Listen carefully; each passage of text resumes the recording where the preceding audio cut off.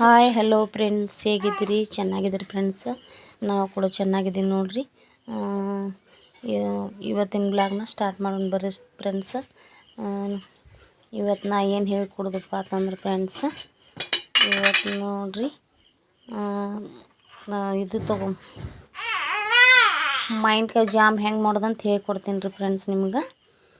ನೋಡ್ರಿ, ಒಂದು ಮಾವಿನಕಾಯಿ ಹೆಚ್ಚಿಟ್ಕೊಂಡೀನಿ ರೀ, ಮತ್ತು ಒಂದು ಕಪ್ ಬೆಲ್ಲ ತೊಗೊಂಡಿನಿ ರೀ ಫ್ರೆಂಡ್ಸ್. ಆಮ್ಯಾಗ ಎರಡು ಮಾವಿನಕಾಯಿ ಹೆಚ್ಚಿಟ್ಕೊಂಡೀನಿ ರೀ. ಶೇಂಗಾದ ಪುಡಿ ತೊಗೊಂಡೀನಿ ರೀ.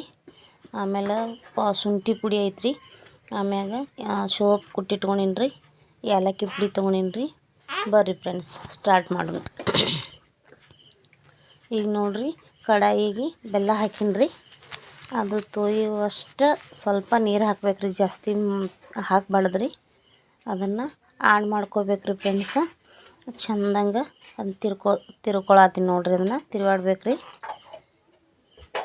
ಕತ್ಲೈತ್ರಿ ಫ್ರೆಂಡ್ಸ್, ಅಲ್ಲಿ ಬೆಳಕಿಲ್ರಿ, ಸ್ವಲ್ಪ ಮಬ್ಬಾಗಿ ಬಂದೈತ್ರಿ. ಹಿಂಗಾಗಿ ಈಗ ನೋಡ್ರಿ ಫ್ರೆಂಡ್ಸ್, ಇದ್ರಾಗ ಎಲ್ಲ ಮಿಕ್ಸ್ ಮಾಡಿ ಆಣ್ ಬಂದ ಕೂಡಲೇ ಅದ್ರೊಳಗೆ ಎಲ್ಲ ಹಾಕೀನಿ ರೀ ಫ್ರೆಂಡ್ಸ್. ಏಲಕ್ಕಿ ಪುಡಿ, ಸೋಪ, ಶುಂಠಿ ಹಾಕಿದ ಮ್ಯಾಗ ಇದನ್ನು ಹಾಕೋತೀನಿ ನೋಡ್ರಿ ಫ್ರೆಂಡ್ಸ್. ಮಾವಿನಕಾಯಿ, ಶೇಂಗಾ ಪುಡಿ ಹಾಕಿ ಚೆಂದಾಗಿ ತಿರುವಾಡ್ಬೇಕ್ರಿ ಫ್ರೆಂಡ್ಸ. ತಿರುವಾಡಿದ ಮ್ಯಾಗ ಸ್ವಲ್ಪ ಒಂದು 2 ನಿಮಿಷ ಕುದಿಬೇಕ್ರಿ ಫ್ರೆಂಡ್ಸ.